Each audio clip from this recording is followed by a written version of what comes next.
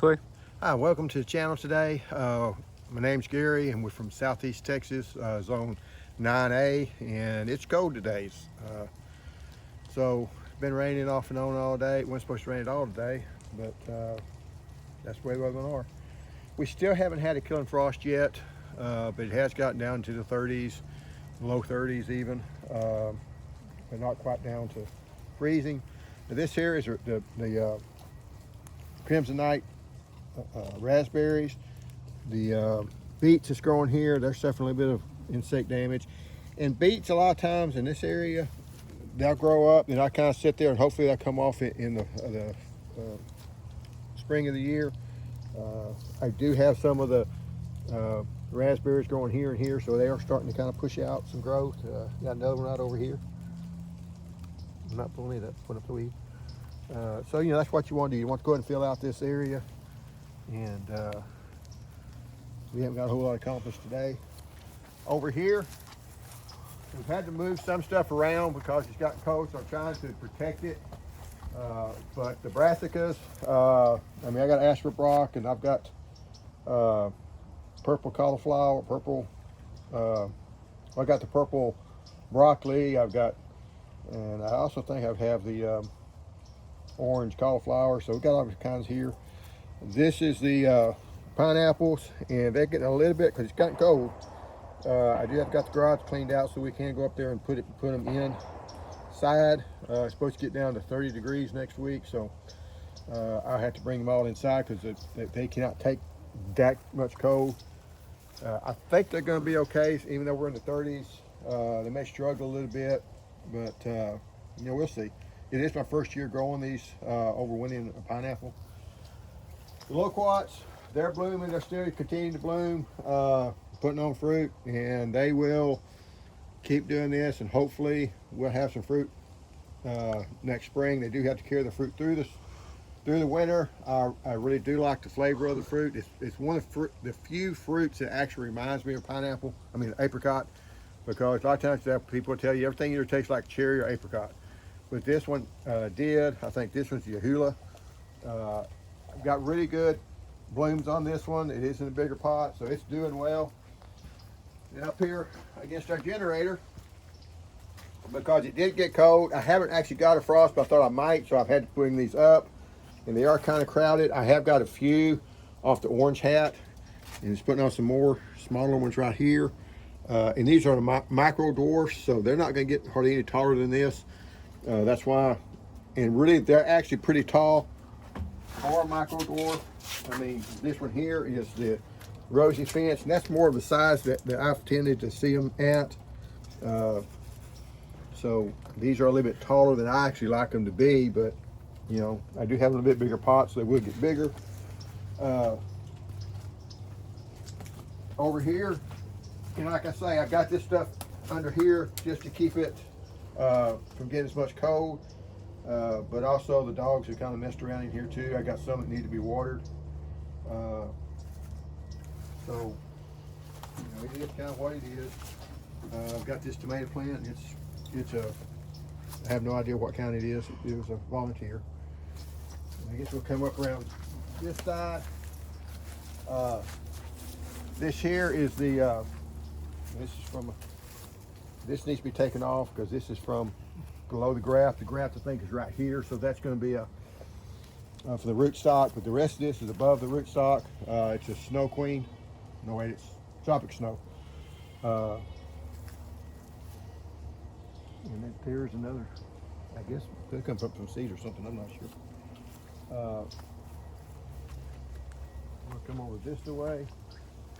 And this is one of the Clementine mandarin. And this tree just doesn't look real, you know, healthy, but we'll see if it goes ahead and comes back next spring. This is the pumpkin, and it's tasted really well. We got a lot of fruit on it.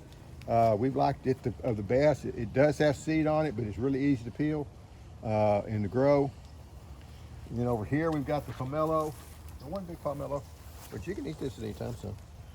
But you know, it's ready and ripe. I did put some more soil around this one. This is a nectarine tree. right there. Okay, that's Smooth Zest 1. So it's gonna be an early producer. It's a one that came out at Texas A&M, and I put it in a bigger pot. I'll probably come back in here and cut this off somewhere. Cut these taller branches off because that's getting too tall. And you don't want it to be top heavy. The lychee tree is doing okay. You know, it's looking okay and nice. And like I say, if it drops down in the 30s, I will probably put that one in the garage. I had forgotten to get this one in. This is the Persian lime. It hasn't done very well for me. So when they don't do very well, you don't seem to take care of them. This is the lemonade tree, Jiu-Jitsu. It's got the big fruit on it, which may not mean it tastes as good, because they say the smaller fruit actually tastes better.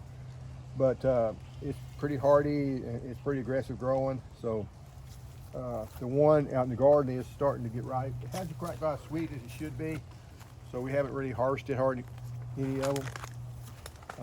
This is another one. I think it's champagne, loquat. It doesn't have as many blooms on it, but it's starting to put out some. And like I say, the real test is going to be later in the year, in January or late in the winter, in January, to see if we get the cold snaps, because it really, once it sets its fruit, it can only take down to about 28 degrees, and we normally always get below 28. Not always, but on this particular tree, I can put it in the garage and save the fruit. That's why I've got these growing in containers and not growing out in the ground.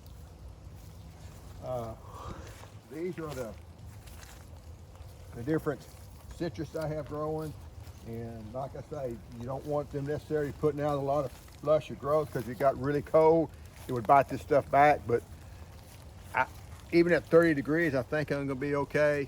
But if it drops down into the 20s, or if they change it to be 28, you never know, the weather changes from time to time. Then I will put those in the garage also. So it could be that me and my son's gonna be really busy. I think Wednesday night's when it's supposed to hit the coldest part of it. You know, tonight it's supposed to get down like 38. It's overcast. We're not going to have a frost, so I'm okay with that. If it's clear with no wind, that's when you get that frost. It happens between 38 degrees and down. You can get a frost, and that can cause some damage.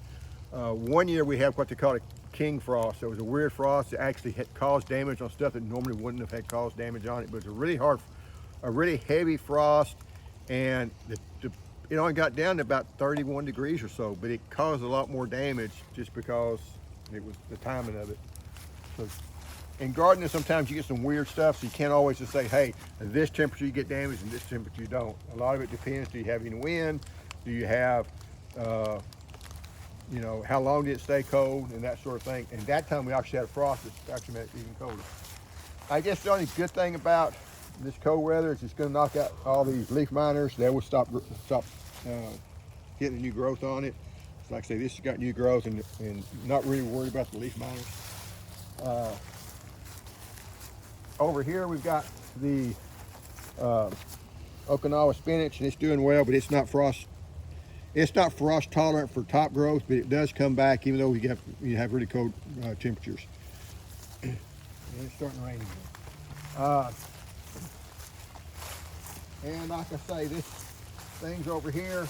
Got the lemongrass that's starting to suffer some.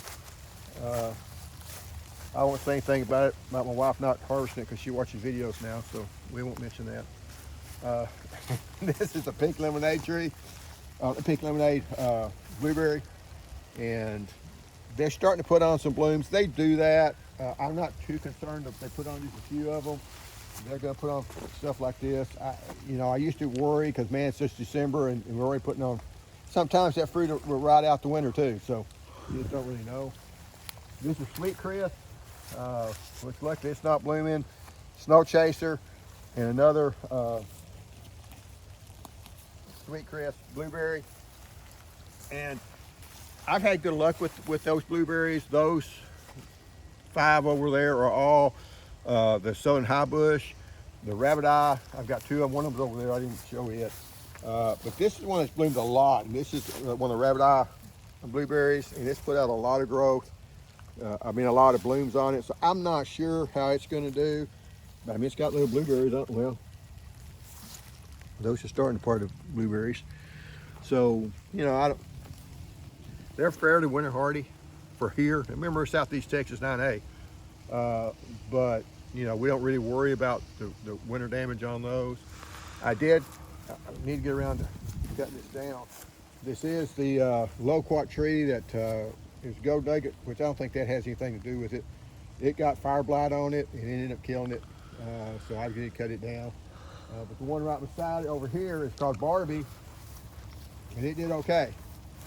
So, and it was the one that got the first fruit off about 5 years ago, and I had it in a pot, and it made fruit even though I didn't bring it in. So I thought, hey, I'll go ahead and put it in the ground. And then for the next 3 years, the winters got it. But this past year, for whatever reason, it did make some. I think it bloomed. I think it had an early bloom and then bloomed after we had the Christmas freeze, which is kind of odd for them. And then we didn't have any really cold weather after that. But, you know, I thought once we got down to 15 degrees, I didn't quit watching it, didn't worry about it, figured it all died. And then lo and behold, in the spring, got to looking and it had fruit on it. So I didn't really pay that much attention to it because I thought they were dead. Or not dead, I thought it killed all the fruit. They can take down to 15, low teens. Again, it takes down to 15 for us, but I think other people, when it gets down to 15 degrees, they may die. That's just one of the things on winter protection you don't really know. It does have to, how long did it stay down at 15 degrees? Did you have wind? Wind is going to bring the temperature down faster on that bark and freeze that bark faster. It doesn't bring the temperature down below 15, but it gets the bark down to a colder temperature faster. So. And then we got the last of the blueberries the figs that are starting to make. This is Strawberry Verde. It's one we've had in the ground.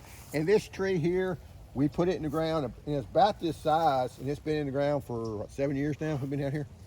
So they don't grow really big, and that's probably a good thing. If you have a fig tree and it grows really fast and really tall and it's not putting on any figs, it's because you put too much fertilizer on it, and that's what's causing your problem. So if you have a fig tree that's not producing, that's going to be a problem with it. So, and it helped if I put some mulch around it. I haven't, especially if you have Bermuda grass. So this is carpet grass. Carpet grass doesn't suck the moisture out and doesn't suck the nutrients out near as bad. I do fertilize mine a little bit, but you can't fertilize them too much. And I had a lady one time ask, I was doing a talk at the Master Gardeners, and after it was over, she came up to me and asked me, so I've got a fig tree that I thought about replacing it because I've been growing for 4 or 5 years and not produced any fruit.